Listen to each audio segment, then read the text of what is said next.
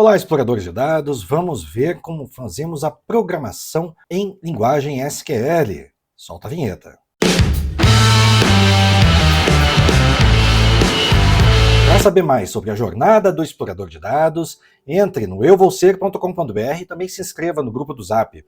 São enviadas apenas e exclusivamente mensagens necessárias, portanto, mínimo de mensagens. Vamos entrar aqui no nosso banco de dados e vamos fazer uma programação em linguagem SQL. Mas que tipo de programação? Vamos pensar no valor do investimento. Qual é o valor que eu vou ter de rendimentos de um investimento ao longo de 10, 20, 30 anos e assim por diante? Vamos pensar aqui e vamos começar declarando algumas variáveis. Declarar a variável de índice. Qual é o valor do nosso índice de correção mensal? Vamos entrar aqui numa calculadora e fazer aqui a conta. Ou até no Excel, né? Acho que muita gente prefere o Excel para poder entender um pouco melhor. Vamos ver aqui. Hoje nós temos como um rendimento de aproximadamente 13% ao ano, ao longo de um ano. Portanto, ao mês, este índice daqui vai ser 1 mais esta coluna daqui, que seria ao longo do ano, isso aqui seria o multiplicador, e aqui a gente vai fazer elevado a 1 sobre 12. Ou seja, nós vamos aplicar aqui 12 vezes, a multiplicação de 12 vezes este número daqui, vai implicar, vai significar um valor de 13% ao ano. Vamos colocar aqui bastante casa decimal para a gente poder copiar esse valor e colocar aqui dentro do nosso banco de dados. Então, este daqui é 1.01, etc, etc. Esse aqui vai ser o nosso índice, que ele é do tipo float. Também vamos definir aqui a quantidade de períodos.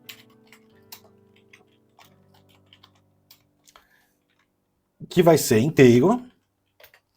Vamos definir aqui os valores também, que nós vamos colocar todos os meses. E também o valor final. Isso aqui vai ser valor mensal. O nosso índice vai ser igual a este número daqui, 1.01, etc, etc. Que mais? E vamos pensar aqui, ao final do primeiro período, eu vou ter como valor final, ele inicialmente vai começar com 0, e eu vou também colocar aqui o valor mensal de R$100. Valor mensal de R$100. Ótimo. Estamos apenas iniciando aqui as nossas variáveis. Valor final, período. Faltou dizer quanto tempo.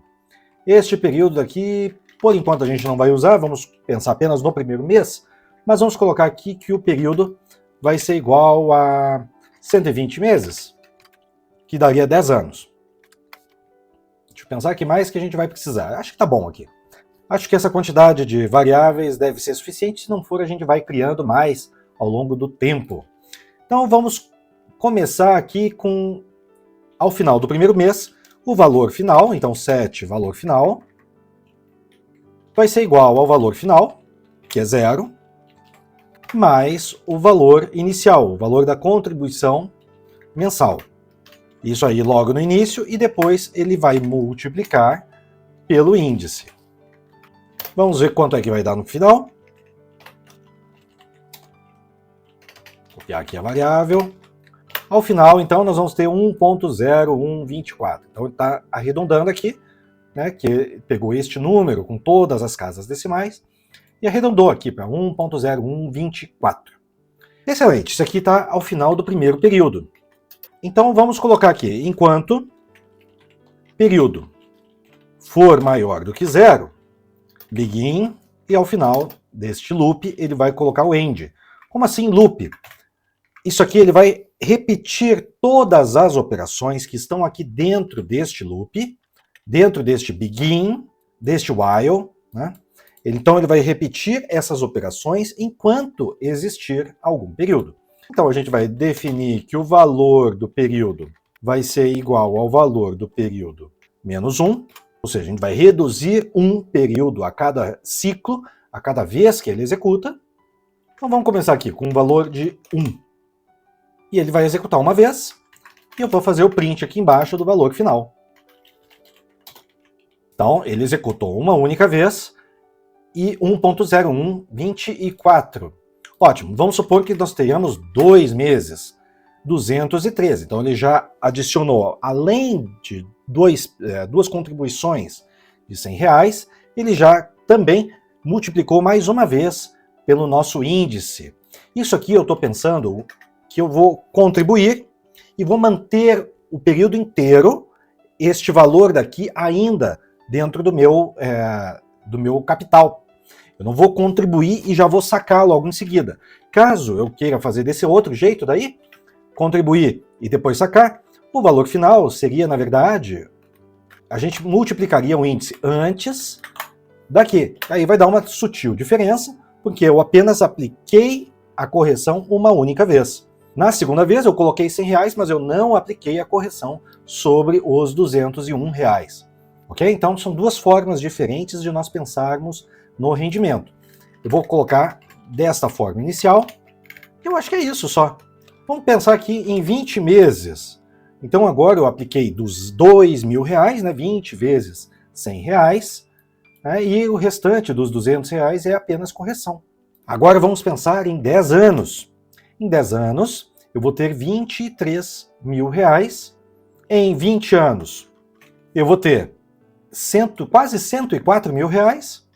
Em 40 anos, ou seja, um período suficiente para uma aposentadoria, eu vou ter R$1.300.000 ao final de 40 anos, aplicando o equivalente a R$100 por mês, eu vou ter aproximadamente... Ótimo, agora antes de fazer o print, eu vou fazer uma conversão aqui em número mais fácil de ver.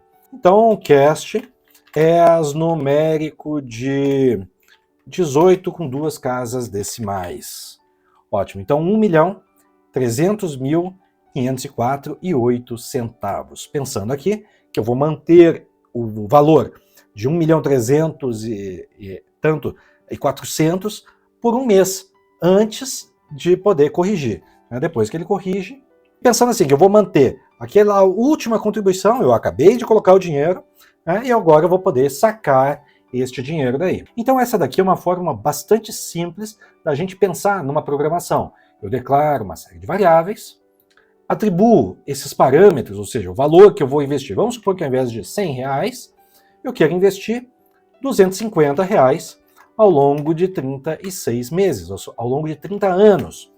Eu vou ter aproximadamente R$940.000. Se for nos mesmos 480 meses, ou seja, 40 anos, eu vou ter R$3 milhões. Ou seja, a gente percebe, neste caso daí, que o rendimento ele aplica muito mais lá no final. Depois que eu faço o dinheiro trabalhar para a gente. Se eu sair de um capital inicial maior do que zero, vamos supor, eu vendi um carro que vale R$50.000. Ao longo de 300 meses ou 320 meses, vamos ver aqui, ao longo de 320 meses eu vou ter aproximadamente R$919.000. Se for ao longo de 30 anos, eu vou ter R$2.800.000. E se for somente 20 anos, eu tenho, partindo de R$500 e um investimento de 250, partindo de 50 mil, e com investimento de 250 eu vou ter R$835.000. Importante aqui que eu coloque sempre o begin e o end neste loop daqui. Isso porque são duas operações que eu estou fazendo aqui dentro. Se fosse apenas uma, por exemplo, eu apenas colocar aqui o período é igual ao período menos 1, eu não precisaria do begin e o end, porque ele vai executar essa função daqui de período igual ao período menos 1 durante as 240 voltas, 240 vezes, e ele vai executar exclusivamente um comando. Se eu colocar aqui, deixa eu mudar aqui, se eu colocar deste jeito daqui, ele executou, então isso aqui 240 vezes, e ao final de tudo, ele executou, depois de executar 240 vezes, ele adicionou mais R$250 e aplicou esse índice de correção, de 1,02%. Ah, mas eu sou um bom investidor, eu não consigo 1,02%, mas eu consigo 1,5% de retorno. E eu vou partir aqui de R$10.000 de investimento, com um investimento mensal de R$500. Ótimo, sem problema. Vamos colocar aqui o biquinho End, novamente aqui. E nós executamos então 240 vezes, por conta desse loop daqui, ó, 240 períodos. Executamos 240 vezes essa inclusão de R$500 em cima desses 10.000 que já existiam. E aplicando 1,5% de retorno.